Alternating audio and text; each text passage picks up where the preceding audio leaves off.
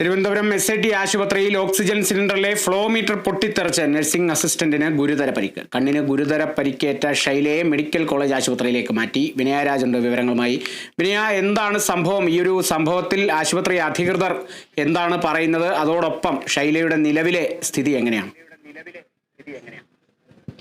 കാളിദാസ്, അല്പസമയം മുൻപാണ് തിരുവനന്തപുരം SIT ആശുപത്രിയിൽ ഈ ഒരു സംഭവം നടന്നത്. ഓക്സിജൻ സിലിണ്ടറിലെ ഫ്ലോ മീറ്റർ ആണ് പൊട്ടിത്തെറിച്ചിട്ടുണ്ടായിരുന്നത്.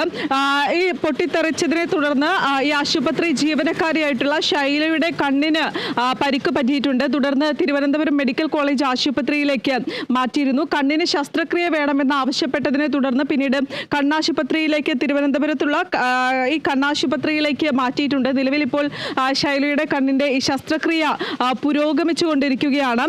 എന്തായാലും എങ്ങനെയാണ് ഈ ഫ്ലോ സിലിണ്ടർ പൊട്ടിത്തെറിച്ചത് എന്ന കാര്യത്തിൽ ഇതുവരെയും ഒരു വ്യക്തത വന്നിട്ടില്ല. അതുമായി ബന്ധപ്പെട്ടിട്ടുള്ള പരിശോധനകൾ അടക്കം തന്നെ നടക്കുകയാണ്. ഈ അത്യാഹിത വിഭാഗത്തിലുണ്ടായിരുന്ന ഫ്ലോ സിലിണ്ടർ ആണ് ഇത്തരത്തിൽ പൊട്ടിത്തെറിച്ചിട്ടുണ്ടായിരുന്നത്. ഈ ഓവറായിട്ടുള്ള അല്ലെങ്കിൽ എന്തുകൊണ്ടാണ് ഈ അതിമർദ്ദമാണോ ഈ ഒരു ഫ്ലോ സിലിണ്ടർ പൊട്ടിത്തെറിക്കാനുള്ള കാരണമെന്നടക്കമുള്ള കാര്യങ്ങൾ ഇപ്പോൾ പരിശോധിച്ച് വരികയാണ്.